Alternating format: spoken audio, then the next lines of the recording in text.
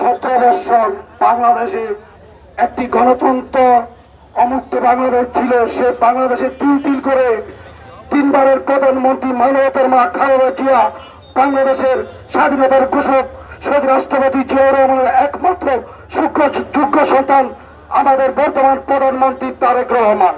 তারেক রহমান 5.5 মাস ধরে ক্ষমতায় আসার পরে আপনারা জানেন বাংলাদেশটাকে নিয়ে কিভাবে তিল তিল করে সমস্ত 24 ঘন্টার ভিত্তিতে 16 ঘন্টা দেশ দিয়ে ভাবছে দেশ সুস্থ রাখার জন্য, স্বাভাবিক রাখার জন্য তিল তিল করে কাজ করছি।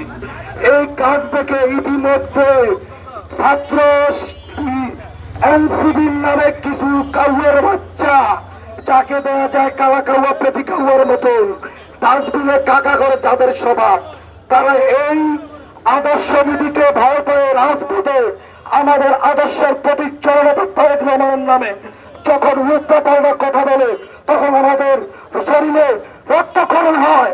আমরা চুপচাপ দাবি করব না। এদেশ জননেতা তারেক রহমানের দেশ। তারেক রহমান বলছে উন্নয়নের দ্বারা ফিরে আনতে আসলে কাউয়ের বাচ্চারা কি করে সেটা আমরা কানে নিব না। আমরা গণতন্ত্র রক্ষার জন্য, দেশ উন্নতির জন্য আমরা সামনে এগিয়ে যাব। কিন্তু যখন দেশ এগিয়ে যাচ্ছে আমরা সর্বসময় জননেতা তারেক রহমানের পাশে আছি।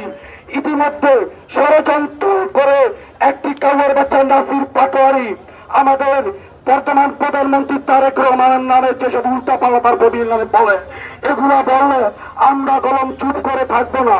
ইতিমধ্যে দেখেছেন হবিগঞ্জে তাদেরকে প্রতিরোধ করেছে বিএনপি নয়, তাদেরকে প্রতিরোধ করেছে ওই এলাকার স্থানীয় জনগণ।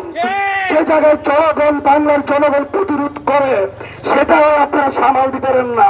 আর যদি তারেক রহমান খালেদা জিয়াকে দিয়ে পুরো কুযুক্তি করেন, বিএনপির সকল অঙ্গ সকল রাস্তায় নেমে যায়, আপনাদের কলম রাস্তা দূরের কথা ধুলো পাওয়া যাবে না। কিন্তু হুঁশিয়ার করে দিচ্ছি, এরকম কোন পরিস্থিতি স্বীকার করেন না।